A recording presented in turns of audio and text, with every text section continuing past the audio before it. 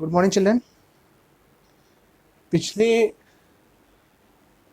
11th commerce की जो पिछली क्लास थी उसमें क्वाड्रेटिक इक्वेशन के बारे में एक्सप्लेन किया था, ठीक है। और इस बार हम उसके क्वेश्चन सॉल्व करेंगे। तो उसके लिए और पता नहीं किसनों के पास बुक है कि नहीं है, तो ये संशय है। तो पहले ये क्वेश्चन नोट कर लीजिए, 5 लाइन का क्वेश्चन है, नोट कर लीजिए। 5 स्टेप्स है। पहला पॉइंट है, business started with cash rupees 1 lakh. Business started with cash rupees 1 lakh. Stock purchase for rupees 50,000.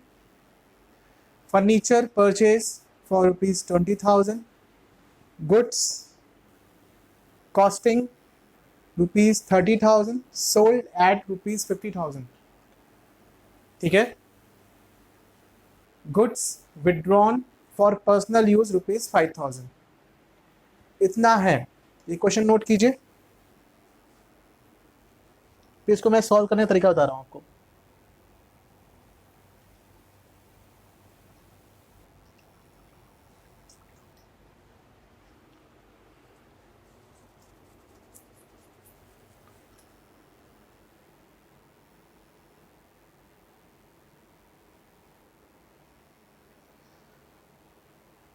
सबसे पहले बिजनेस ट्रांजैक्शन नोट डाउन कीजिए। कैसे करेंगे देखिए, यहाँ पे बिजनेस ट्रांजैक्शन, ठीक है, और ऐसे एक लाइन खींच दीजिए, ठीक है। यहाँ पे एसेट्स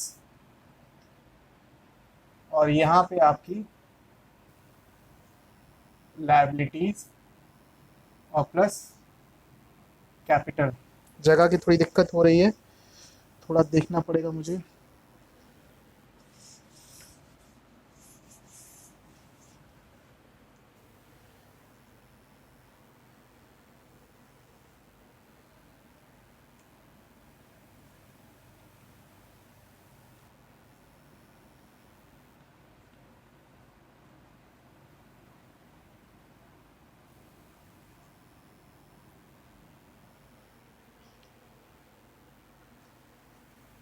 ये एसेट्स है, ये कैपिटल है, ये प्लस लायबिलिटी है, ठीक है। ये कल उस दिन फॉर्म जो पिछला वीडियो बताया था, तो ये वीडियो ये आपको क्वेश्चन बता दी थी कैसे होता है asset is equal to capital plus liability, ठीक है।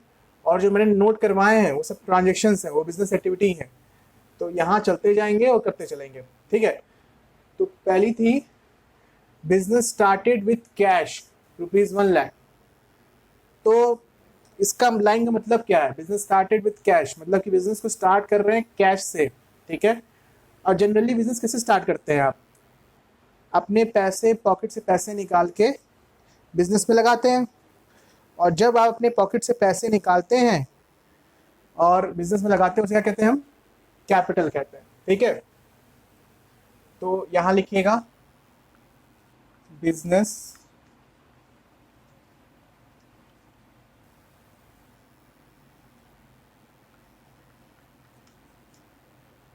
विद कैश, ठीक है। अब मैंने को बताया था कि एसेट क्या होती है। एसेट वो चीज है जिसपे आपका राइट है, ठीक है। वो सारी प्रॉपर्टी, वो सारे थिंग्स, वो सारे वस्तु जिसपे कि आपका अधिकार हो, आपका राइट हो, तो वो क्या है, आपकी एसेट है, ठीक है। यानी कि कैश आपकी पॉकेट में है, ठीक है, और आपने बिजनेस में लगा दिया, और बिजनेस के पास जब पैसे कैपिटल आएगी तो क्या आएगा, साथ में कैश आएगा, ठीक है। अगर आप कैपिटल लगाए हैं तो किस फॉर्म में लगाए हैं बिजनेस में, कैश के फॉर्म में लगाए हैं, ठीक है। तो कैश क्या है बिजनेस के लिए, एसेट है कि लायबिलिटी है, क्योंकि बिजनेस पे, बिजनेस का उस पर अधिकार है कैश पे, ठीक है। तो ये एसेट है, ठीक है। हमें बिजनेस के पॉइंट ऑफ व्यू चलना है, आपके पॉइंट ऑफ व्यू से नहीं। आपने तो कैपिटल लगा दी, ठीक है, हमें बिजनेस के साथ चलना है। बिजनेस के क्या है, एसेट आई है कैश के नाम पे, लेकिन किसके थ्रू आई है, कैपिटल के थ्रू आई है, ठीक है। तो यहां लिखेंगे कैश, ठीक है, कितना, 1 लाख। और यहां कितना लिखेंगे, 1 लाख। लायबिलिटी हमारी कोई थी नहीं, क्योंकि बैंक से हमने कुछ लिया नहीं है, नहीं किसी से उधारी ली है, तो ये 0 रहेगा। ठीक है, फिर नेक्स्ट है stock purchase for ₹50,000। Stock stock क्या होते हैं? वो प्रोडक्ट जो कि अनसोल्ड पड़े हैं आपकी दुकान पे या आपकी फैक्ट्री में। मतलब कि जो प्रोडक्ट को आपको बेचना है और वो सोल्ड नहीं हुए हैं, बेचे नहीं गए हैं, तो वो क्या है? स्टॉक है। तो आपने मार्केट से स्टॉक खरीद लिया है, गुड्स खरीद लिया जो आपको बेचना है या फिर उसे प्रोडक्शन करना है। ठीक है, कितने का? Purchase for ₹50,000। ठीक है, अब जब 50,000 का स्टॉक खरीदेंगे तो कैश तो कुछ कम होगी, क्योंकि स्टॉक कैसे खरीदेंगे आप? कैश से। तो यहाँ पे क्या होगा? 50,000 कम हो जाएगा। ठीक है, और आपके पास क्या आ जाएगा? बिजनेस के पास क्या आ जाएगा? बिजनेस के पास आएगा स्टॉक। अब स्टॉक पे अधिकार किसका है? बिजनेस का है। तो वो क्या है? आपकी एसेट है बिजनेस की। तो स्टॉक कितने का बढ़ गया? 50,000। कैपिटल में कुछ चेंज हुआ नहीं, 0 वही की वही है। लायबिलिटी में 0। तो इसके बाद आपका क्या आ जाएगा? New equation. New equation equation आ जाएगा। इक्वेशन आ गई। पहले कैश कितना था? 1 लाख था। अब कितनी न्यू इक्वेशन में आ रही है? 50,000 कैश बची है आपकी, लेकिन साथ में स्टॉक 50,000 का आ गया है। कैपिटल आपकी 1 लाख अभी तक है और ये लायबिलिटी 0 है। तो देखेंगे asset equal to capital plus liability. ठीक है, बिजनेस में कैपिटल लगाई गई थी 1 लाख। ठीक है, तो कैपिटल बढ़ी तो इससे क्या आया? इनके पास एसेट आई। कितने की? 1 लाख की asset I.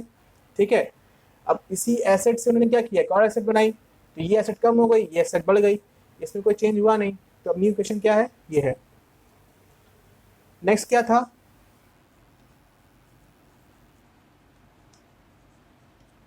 Furniture purchase for rupees कितने का? 20,000 का।